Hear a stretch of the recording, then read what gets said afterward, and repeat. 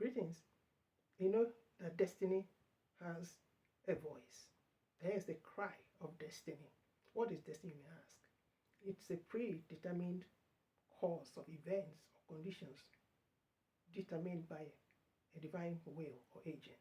Of course, we're thinking about what God has determined, the course He wants your life to take. And pretty much Scripture reminds us, Jeremiah 29:11, that God says His thoughts for you, or for me, are for good, not of evil, it's a good and expected end. So right there, we already see there's a destiny. It's towards an expected end. That's the plan of God. But often in life, sometimes there are circumstances that are exactly opposite to God's predetermined will or the end game that God has in mind for you to accomplish. And we have to be aware of this. It doesn't change God's plan. It's we that have to do the right thing. It's we that have to change our perception and align our perception with the will of God. You know, there are interesting stories in the Bible where we see people's destiny being questioned, being challenged, and there has to be a voice heard. There has to be a cry heard. And it was coming from the depths of someone's being. When you think about Moses, you read the story in Exodus chapter 2. He had a great destiny, but he was born at a time when things were not palatable for his people, the Jews. They were under Egyptian bondage. Joseph, who had held them, so had already gone. He had passed away. The king at the time, the Pharaoh at the time, did not like the people anymore. He was full of hatred and envy, and he made every plan to ensure that their male-born children did not survive. They were not kept alive. And when he found his plan didn't work, he now gave instructions who should throw him into the river. And at this point, that Jochebed, Moses' mother, gave birth to him. And when she gave birth to him, she saw he was a beautiful child. She hid him in the house for 3 months. And when she could not hide him, what did she do? She put him in an ark that she prepared and went and kept him by the riverside.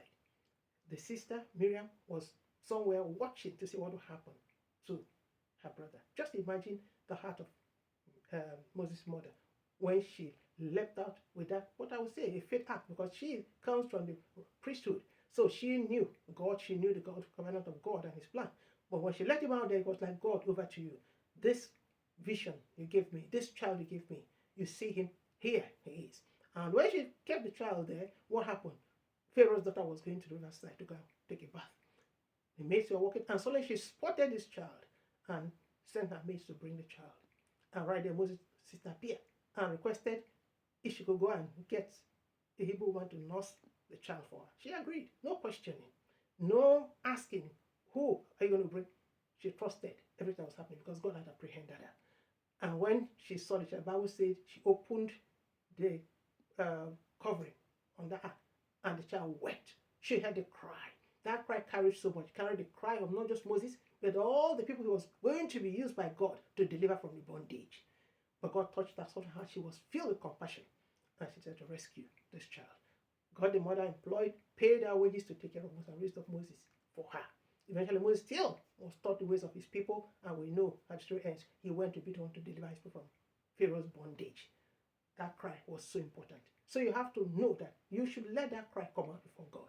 Cry in your heart, cry openly. Let God know that what is happening before you, He can handle it.